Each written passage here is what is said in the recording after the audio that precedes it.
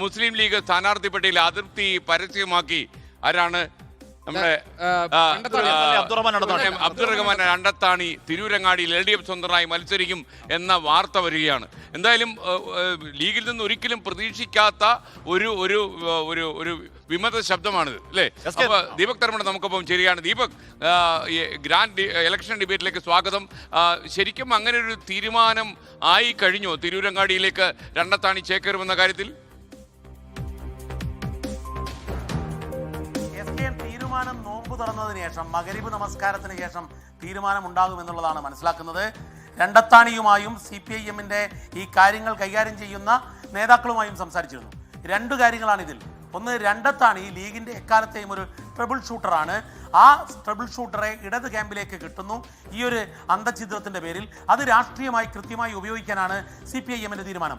അതുകൊണ്ടാണ് മലപ്പുറംകാരനായ polit bureau അംഗം A. Vijayaraghavan അവിടെ ക്യാമ്പ് ചെയ്തുകൊണ്ടാണ് കാര്യങ്ങൾ നീക്കുന്നത്. തൊട്ട് പിന്നാലെ അതിനെ ഓപ്പറേറ്റ് ചെയ്യാൻ വേണ്ടി കോഴിക്കോട് നിന്നും എളമരംകരിയും ശ്രമിക്കുന്നുണ്ട്. അതുപോലെ തന്നെ രണ്ട് പ്രധാനപ്പെട്ട നേതാക്കൾ, മലപ്പുറം ജില്ലാ സെക്രട്ടറി അനിലും അവിടുത്തെ ജില്ലാ സെക്രട്ടേറിയറ്റ് അംഗം E. ജയനും, ഇവർ ഇപ്പോൾ ഓരോ ഘട്ടത്തിലും ഉള്ള വിവരങ്ങൾ ലീഗിലെ വിമതരായ ആൾക്കാരുമായി സംസാരിച്ചുകൊണ്ടിരിക്കുന്നു. രണ്ടത്താണിയാണെങ്കിൽ ഇന്ന് നോമ്പ് തുറന്നതിന് ശേഷം ഈ കാര്യത്തിൽ മഗ്‌രിബ് നമസ്കാരത്തിന് ശേഷം ഒരു തീരുമാനമെടുക്കും എന്നുള്ള നിലപാടിലാണ്. ഇതിൽ രണ്ട് കാര്യങ്ങളാണ് SKN പ്രധാനം. ഒന്ന്, ലീഗിന് എക്കാലത്തും പ്രത്യേകിച്ച് PK കുഞ്ഞാലിക്കുട്ടി വിഭാഗത്തിൻ്റെ ഒരു ശക്തനായ വക്താവായിരുന്നു രണ്ടത്താണി.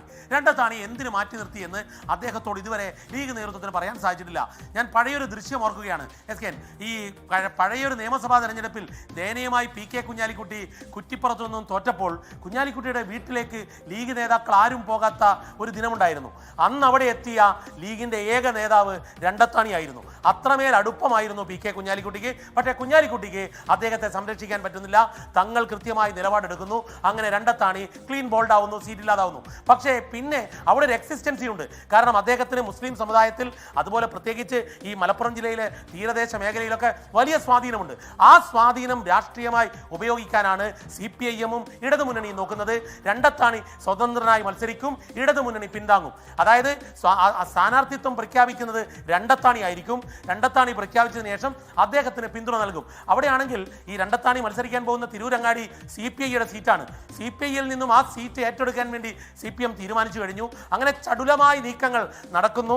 ഇതിൽ വിസ്മയങ്ങൾ അനവധി ഉണ്ടാക്കിയാലും ആ വിസ്മയത്തിനെല്ലാം രണ്ടത്താണിയിലൂടെ മറുപടി നൽകുക എന്നതാണ് യഥാർത്ഥത്തിൽ ഇപ്പോൾ CPIM ലക്ഷ്യം വെച്ചിരിക്കുന്നത്. CPIM-ന്റെ പ്രധാന നേതാക്കളെല്ലാം ഫോണിൽ സംഭാഷണം നടത്തി കഴിഞ്ഞു. ഈ കാര്യത്തിൽ MP ഗോവിന്ദൻ മാസ്റ്റർ, മുഖ്യമന്ത്രി Pinarayi Vijayan, A. Vijayaraghavan, polit bureau അംഗം, ഇവരെല്ലാം ഈ വിഷയത്തിൽ സംസാരിച്ചു. ഏത് നിലക്കുള്ള വിട്ടുവീഴ്ചയിലും രണ്ടത്താണി പറയുന്ന സീറ്റ് 3 സീറ്റുകളാണ് മുന്നോട്ട് വെച്ചത്. ലോകത്തെവിടെയായാലും ഏത് സമയത്തും 24 വാർത്തകളും ഓഗ്മെന്റഡ് റിയാലിറ്റി പാക്കേജുകളും എക്സ്പ്ലെയിനറുകളും വിശദമായി കാണാൻ ഞങ്ങളുടെ YouTube ചാനൽ നിങ്ങൾക്ക് സബ്സ്ക്രൈബ് ചെയ്യാം.